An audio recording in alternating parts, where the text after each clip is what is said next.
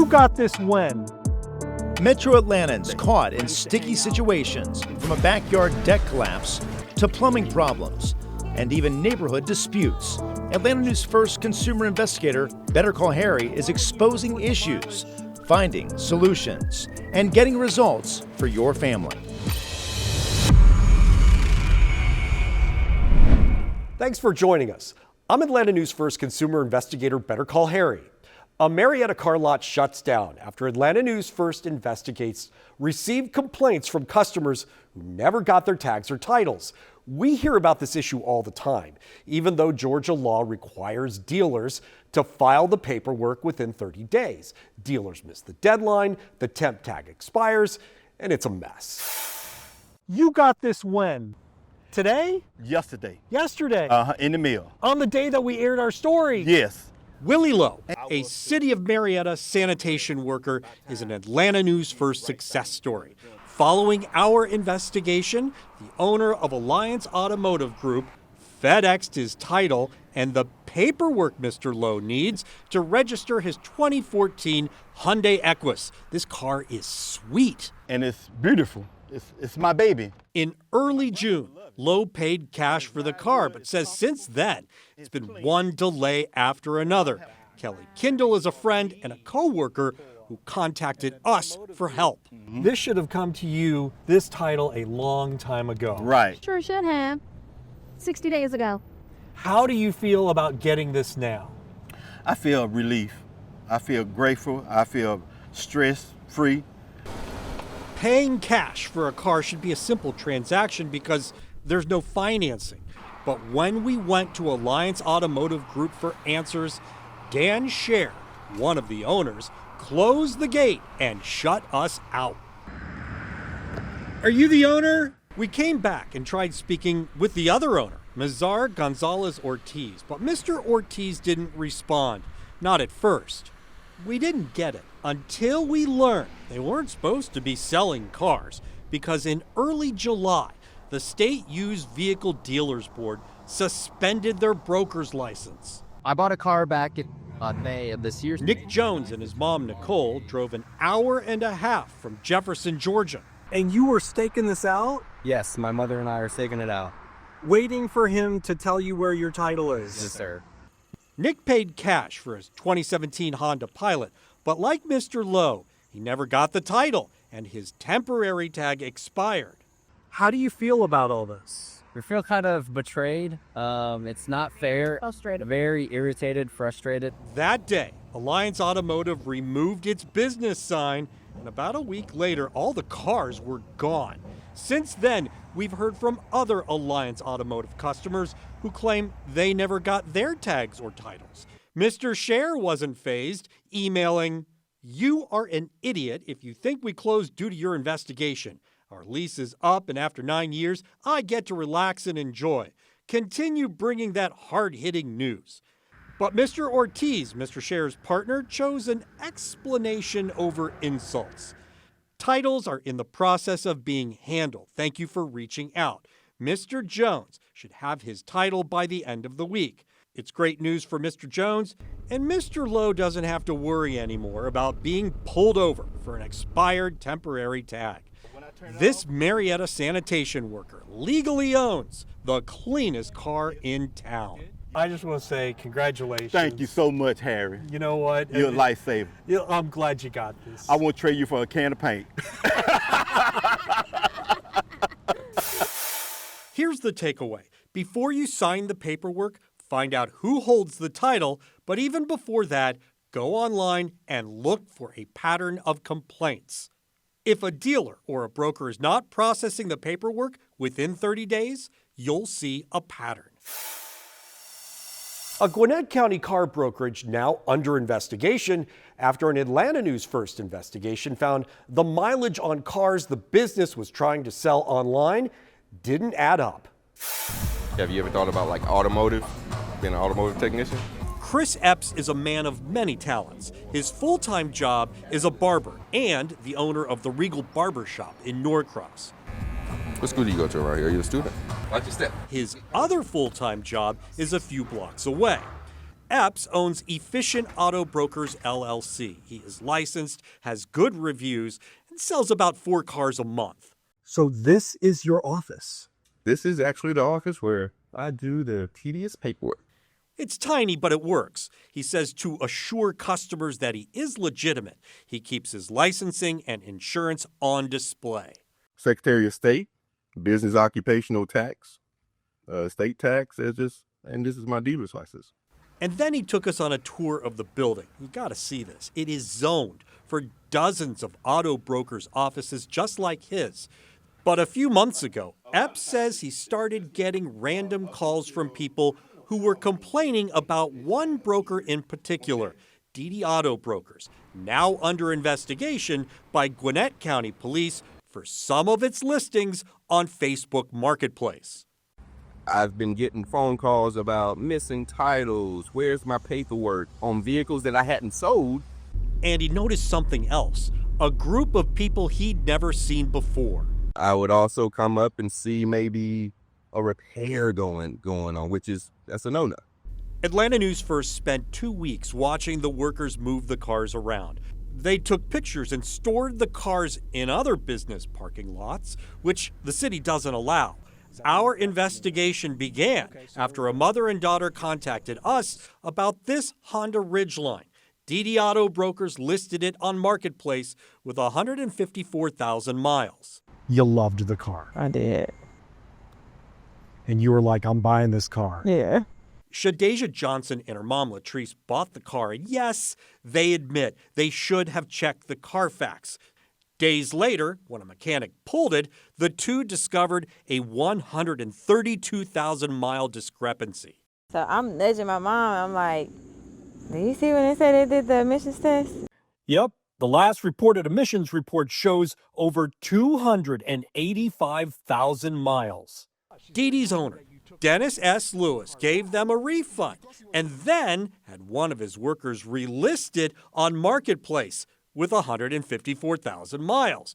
That's when we decided to collect vehicle identification numbers from some of the other listings. We gave them to Carfax. Out of 9 cars on this list, 5 had discrepancies by 80,000 miles or more. Why wouldn't you report the mileage, the actual mileage on the engine on the ad? Yeah, you got to do that. You're right.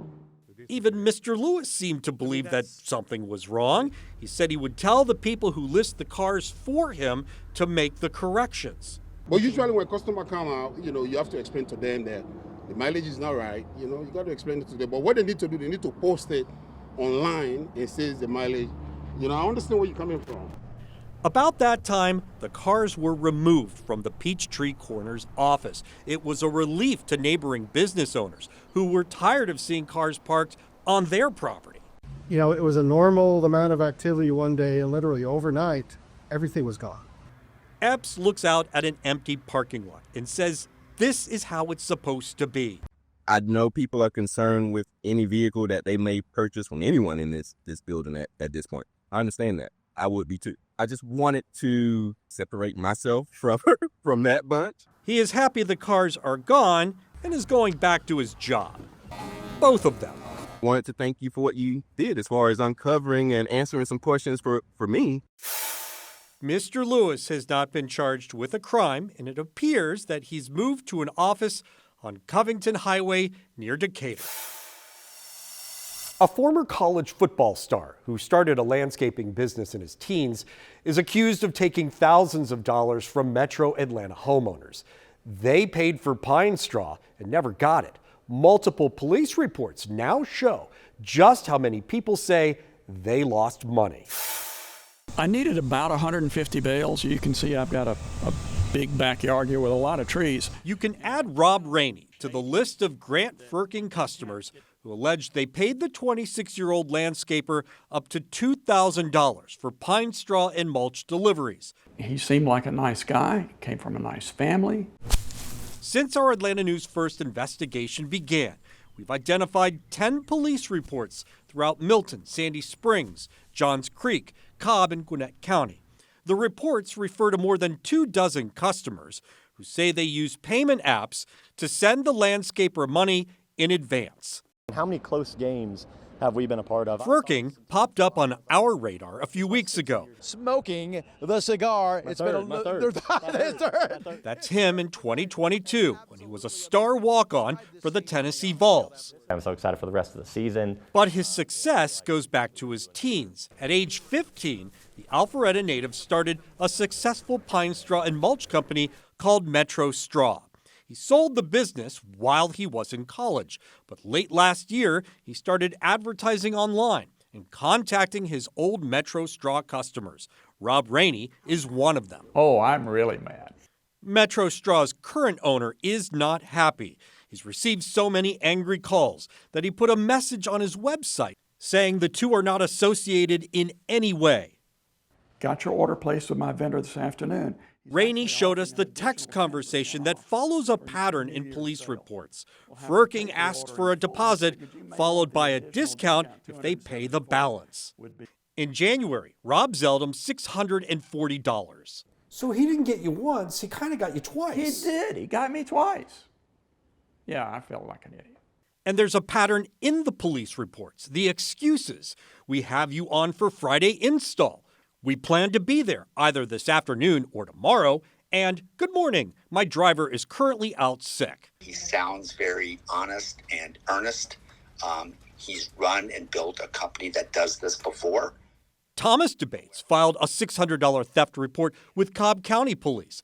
Initially supposed to get about 70 bales of the pine straw from him. And then there's Dr. Kevin Schaefer. Your wife knew him from long ago. Yes, she actually knew him when he was in high school. He and his wife filed a police report in Sandy Springs, the first police department that took action. In a 16-page report, a detective contacts Frerking several times and gets fed up.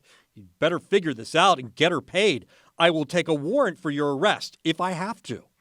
In response, Frerking refunded the couple $700. It's been a month. Rob Rainey had given up until we got involved, and Frerking sent him this cashier's check for $616. And it didn't stop there. He sent Thomas Debates a refund for $603, and he refunded this man, John Friesen. I was in a rush. I was trying to get it done. He's the Roswell homeowner who tipped us off. Friesen says more than a dozen homeowners in his subdivision got refunds totaling $15,000. But it wasn't soon enough for Roswell police. It issued the arrest warrant and said Frerking agreed to turn himself in.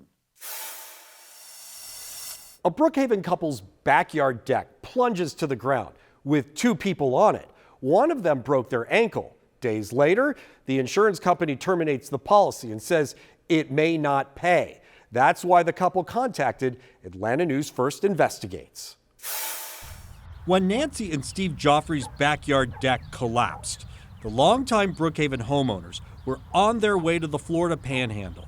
Their niece stopped by the house with a friend when everything crashed to the ground. They came to pick up some beach chairs, and they were kind enough to let the dog out on the deck, and then the deck collapsed while they were on it. The Joffrey's dog made it inside, but the fall broke their niece's ankle. They got the call and pulled over in shock. We pull over because we're in shock. Your deck really doesn't collapse. So we didn't know what to do. Do we turn around and go do anything? And our niece said, there's no reason for you to come back. There's nothing you can do. Most homeowners don't think about the quality of deck construction. The Joffrey's deck is original, built in the 90s, when the building codes were different. You've got through bolts that are coming in, not enough of them on the ledger. But the only way to know how safe a deck is to have it inspected. Does it meet today's building codes? No. Atlanta News First Investigates asked Stan Garnett to take a look. He is certified through the American Society of Home Inspectors and has been inspecting and building decks for 3 decades. He says every homeowner should inspect their decks every 5 to 10 years. Why? Because the average deck lifespan is only 15 to 20. And listen to this. So the deck collapsed for a number of reasons. The manner in which it was built structurally from the get-go, although it passed inspection at the time around 29 years ago when it was originally built. It no longer meets current code requirements. It does not follow the protocols. Do you see where the nails are sticking out? That's how the builder in the 90s secured it to the house. Garnett says it would never pass inspection today. Built brand new at that time? Correct. Had a deck attached to it? Correct. But how are the Joffreys supposed to know? What do you do? And yet, days after the collapse, the Joffreys say their insurer said it was dropping them for negligence and indicated that it may not pay the claim. That was in September. I'm getting very emotional because, one of the reasons we weren't so ready to jump on them so quick is because the week after it happened, he was diagnosed with cancer. So that's our priority, is cancer, not a deck. Here we are in February. Here's the view that we get. It's a nice view, but don't step outside. So if there's a fire or any issues, we have nowhere to go. The insurance company finally agreed to pay the claim. Steve is doing better, but he wants this crisis resolved so that he can deal with his own. What do you want? The deck fixed, and that's it. Let's move on. We're going to continue to follow this story, but we want to leave you with some takeaways because there are things that you can check yourself, like when you walk on your deck, does it move? And what about the stairs? Do they move? And does the whole staircase move when you shake it? Here's one other thing. Get underneath the deck and look for rot. And what about your post? Look at this. It's buried in the ground. That's not good. One last thing, I promise. Call your insurance company and make sure that you have enough medical coverage. Fortunately, the couple in this story did. I'm here to help you get it right the first time. Real tips, real red flags from real cases. See them now on atlantanewsfirst.com/investigates. A sinkhole swallows a Decatur man's mailbox, and the post office threatens to cut off delivery. He sent dozens of emails to Georgia's DOT and went to a state transportation meeting, but he got nowhere until he contacted Atlanta News First Investigates. Good afternoon. I hope everyone's doing well. I just wanted to update everyone on the sinkhole in front of my home. This is a story about passing the buck. I'm sending you pictures so that you can see that the problem may soon become worse. More than a year ago, a 6-foot deep sinkhole swallowed Dan DeWaskin's mailbox. This one is temporary, but nothing keeps it in place. Because Ponce de Leon is a state route, Dan sent pictures to Georgia's DOT. They added caution tape, and yeah, that's good. To be quite honest, one of my initial concerns was really safety. And so the emails began. I hope this email finds you well. We've spoken about the sinkhole next to my sidewalk. Dan's written dozens of emails, and he's always polite. He's called, and he's even talked to a state official in person. If you've heard the phrase kill him with kindness, I tried to kill him with patience. I just thought, okay, look, this at some point it's gonna get fixed. No, it's not.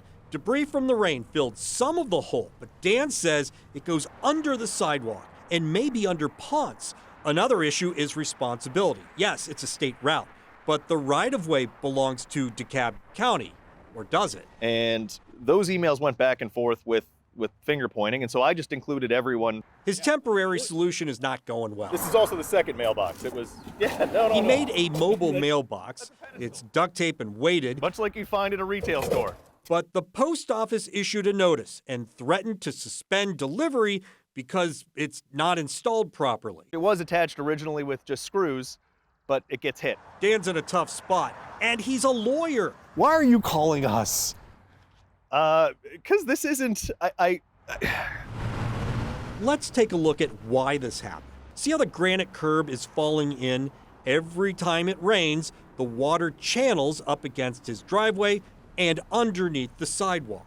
One of the things that has gotten more awkward was my teenage son asking in January why we didn't just put sand or fill dirt in. I explained that if it was the wrong thing to do, we'd be fully responsible. Now he sounds like a lawyer, but a lawsuit doesn't deliver the mail. That's where we come in. This time, GDOT responded in person. Our goal is always excellent customer service and a timely response. In this case, we fell short of those goals. A crew poured a truckload of concrete, and that was just under the sidewalk. They'll come back later to fix the curb. We hope.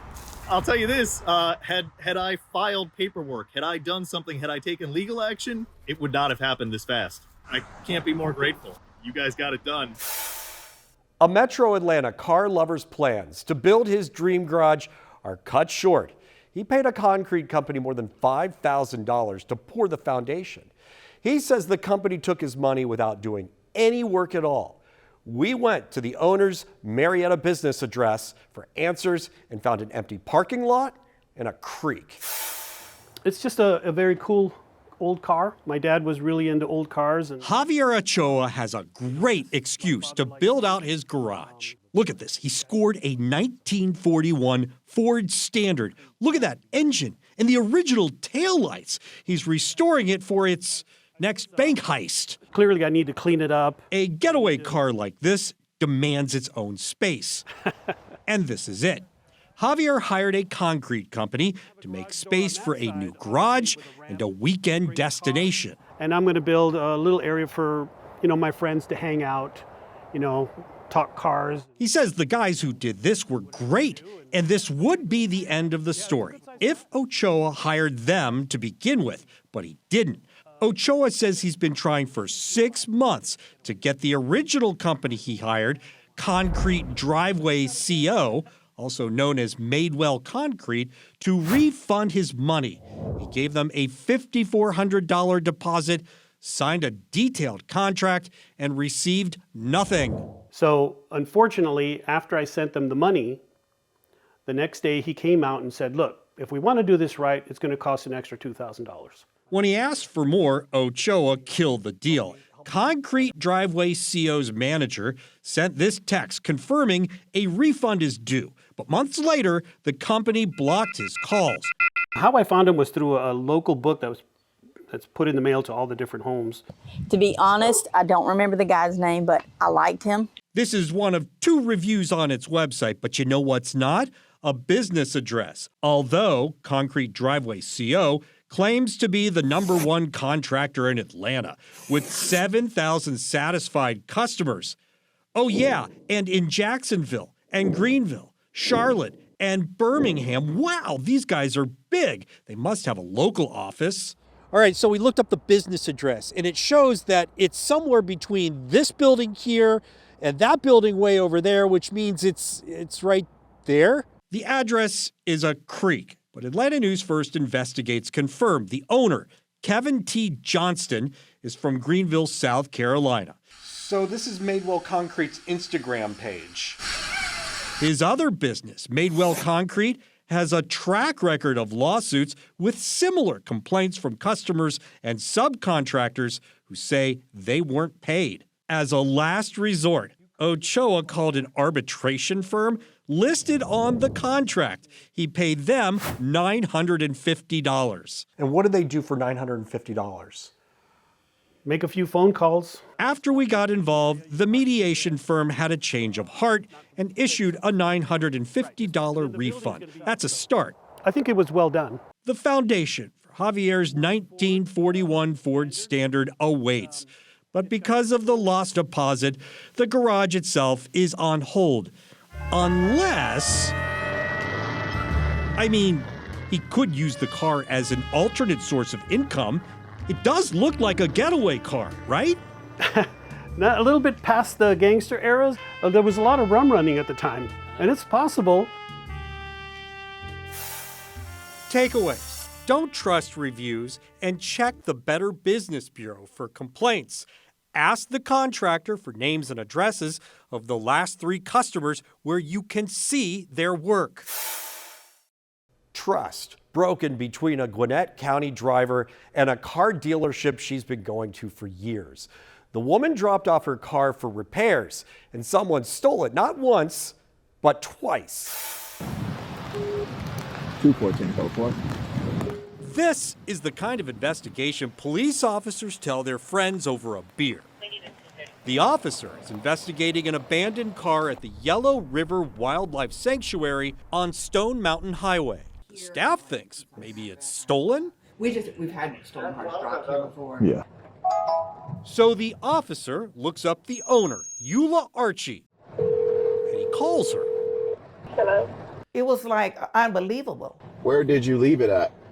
I left it at the dealership.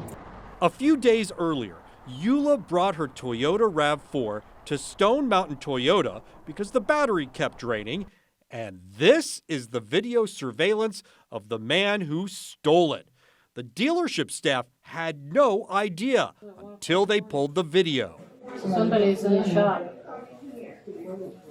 Somebody stole it. Let's back up a little bit. Here he is earlier, wandering around the dealership's back parking lot. Whoa, zoom in. The suspect had a mask on, but in this shot, it's off. Take a good look. He searches unlocked cars and then enters the service area through an unlocked door. Oh, look, he's masked again and hungry. He checks the fridge in the break room and returns to the service area. That's Eula's car on the right. The video skips, but he finds the keys, and a few minutes later, we see him as he pulls through the automatic service door entrance, and away he goes. Out of all those brand new, beautiful cars on the lot, somebody is after my car? Why? I don't understand why. Eula has good reason to be angry. I want it back at the dealership, and I have to deal with the... After police found her car, the dealership towed it back, but it wasn't there for long. The guy who stole the car kept the key fob, and by all accounts, he returned and stole Eula's car again. There he goes, and here comes the same officer back to the dealership. You know what's going on? About this vehicle that keeps getting stolen from you guys. They stole it again? Yeah, he stole it again. Yes. Unbelievable. Then after the second time, I said, something's not right here. Something is wrong. Eula got her car back after the thief abandoned it again. But she's upset. She's purchased 4 cars from this dealership and says she never got an explanation or an apology. I still think I'm dreaming here. I can't believe it. Those people let somebody come on that line. Ma'am, it's unbelievable to me too. I've been doing this for 5 years. I done had vehicles get stolen. I never had this much incompetence. The dealership did not respond to our questions or provide any official response.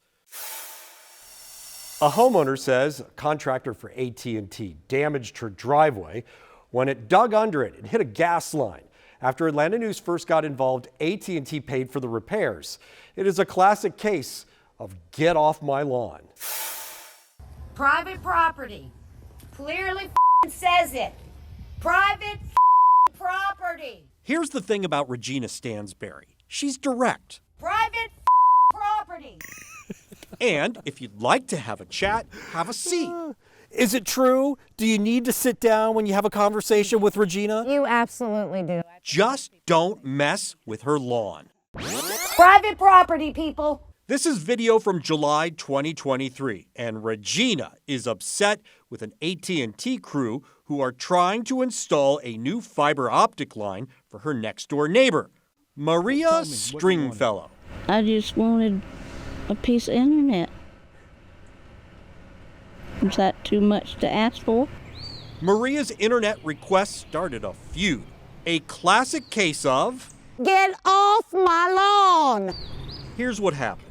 The crew couldn't find the connection point in Maria's beautifully manicured yard, so they strung the line across Regina's yard to another connection point, and Regina cut it. I understand this is AT&T's property, this, the box. But when you're trying to go through somebody's yard, that's not their property. She is correct that the internet and cable are not public utilities. However, companies like AT&T get access to the public right-of-way by paying your local government what's called a franchise fee. Regina put out the warning signs, but 3 weeks later, AT&T returned and hit a gas line.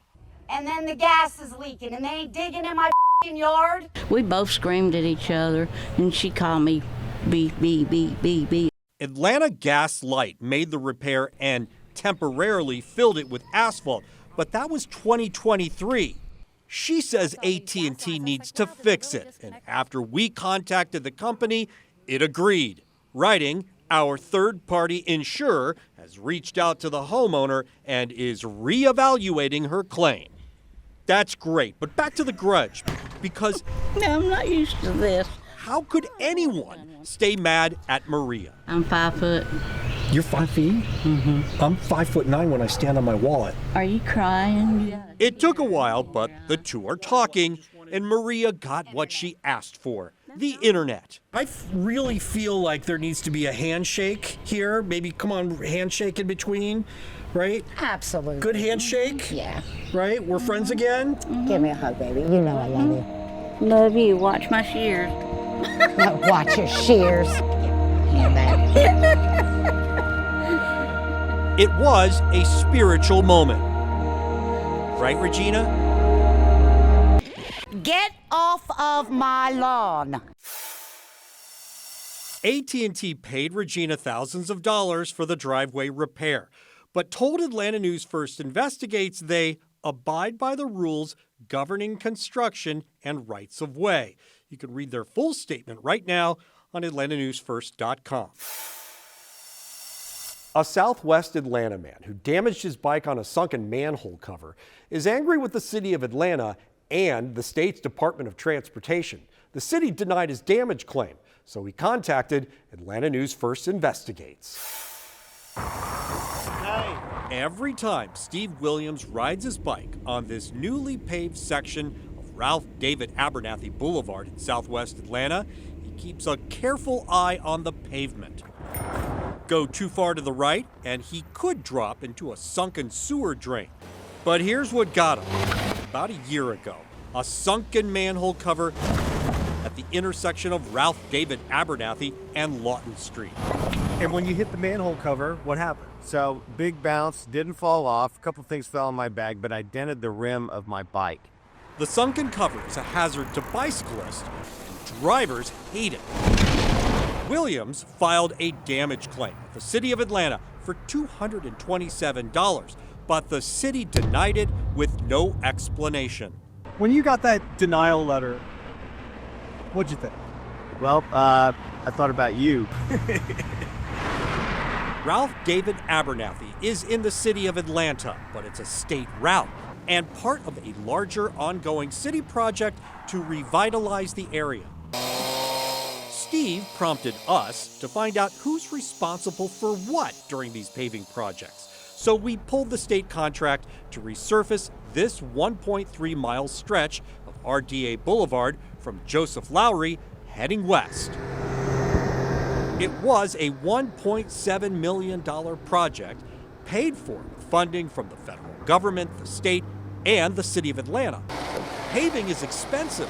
The state paid a local contractor $374,000 alone for traffic control, $391,000 for the asphalt, and look at the third largest award, $359,000 to adjust or raise 100 manhole covers just like the one Steve hit. That's $3,600 for every cover. But we didn't have to look far to find lots of examples of sunken manhole covers and more than a dozen sunken storm drains. Why? GDOT says the sunken manhole covers belong to AT&T and says AT&T only uses its contractors to do the work. None of this was mentioned in the state's final approved inspection. But after we started asking questions, GDOT took another look and says, we have determined that 6 AT&T manholes and 15 drainage inlets have not been appropriately adjusted. The state says it's working with AT&T to raise the manhole covers. But what about the 15 sunken storm drains? Well, it's another one where the grate's below the surface of the asphalt. Look at the one we found down the street. It is so deep, you can see the old layer of asphalt several inches underneath.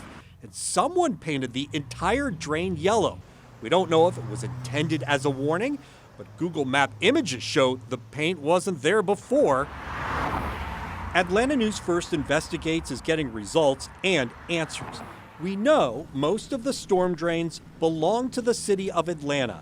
GDOT says it is working on a plan to make them level with the pavement, but it's been a year and a half. And what about Steve Williams' bent rim? That's where this story began. He says the city forwarded his $227 claim to Georgia's DOT. He says GDOT promised to respond within 30 days, but 1 year later, he's still waiting. $8,000 down the drain for a College Park couple. 2 years ago, they paid for a new sewer line that dumps sewage in their yard. The install was fine, but the City Connect line was not, and it took our investigation to prove it. Here, I can go get the sage from the back, too. Alfonso and Tierney Whitfield were newlyweds when they moved to College Park in 2022. This is your first home? And it's our 3-year anniversary of purchasing our home. It's a great place, unless you have to pee. Or, you know, we promise no close-ups because the Whitfield's front yard is a sewer. Everything they flush empties through the cleanout. And who do they blame for this 2-year ordeal? The city of College Park. We'd like there not to be a trench of sewage and feces in our front yard. Sure, the grass is green, but it doesn't make sense. 2 years ago, the Whitfields paid Estes Plumbing $8,000 to replace their root block sewer line. It's backing up. Logan Cumby is the Estes tech who got College Park's approval to do the work. You brought the line all the way where? Here? It's like right past this. So it's like right here. Here's what every homeowner needs to know. When a plumbing company replaces a residential sewage line, it typically can't do work on city property. Estes says that's where the problem is. So you're saying your camera determined that the break is in the street. Is in the street. Absolutely. 100%. 100%. College Park has several explanations. It checked the sewer, met with the state's EPD, and alleges that Estes connected to an abandoned line. Bill Knox, an Estes manager, says absolutely not. If we mess something up, we stand by it and we'll fix it. But in this case, we feel like we've done everything right. We're going to run the camera to see, what the problem is. After 2 years of back and forth, we asked Estes if it could pinpoint the problem again, and they did. Watch the camera go down the pipe. We're at 12 foot right here. The line is clear, but as the camera heads towards the street, the PVC connects to an old clay pipe. What does the footage say in the bottom left corner? 22.9. You see where it goes underwater? Right. Here comes your problem, right here. Estes says it did not connect to an abandoned line. The line is collapsed. Yep. They say only the city can fix it. Right, that is the beginning of the problem right there. How do they know the location? Because they have a locator. That's where the break is? That's where it's holding water. Yep, that's it. College Park has this video. What else do they need? Hey, what are the odds that a homeowner 3 doors down has the same problem? Plumber for that house gave us the same story. And guess who was there doing the work on city property? The city of College Park. Please just fix the pipe that is in the city road. In light of the new information, College Park's Department of Public Works dispatched the same crew to dig for themselves. Several feet down, they found the old clay pipe Estes was talking about, and then they decided to replace it. Not only that, Estes came back, connected the city line to the Whitfield's line. They did a dye test, and for the first time in 2 years, everything is flowing in the right direction. Your tips drive this work as we push for solutions and accountability. If something in your community doesn't add up, tell us. Go to atlantanewsfirst.com/investigates. Thanks for watching. I'm Better Call Harry. Atlanta News First investigates.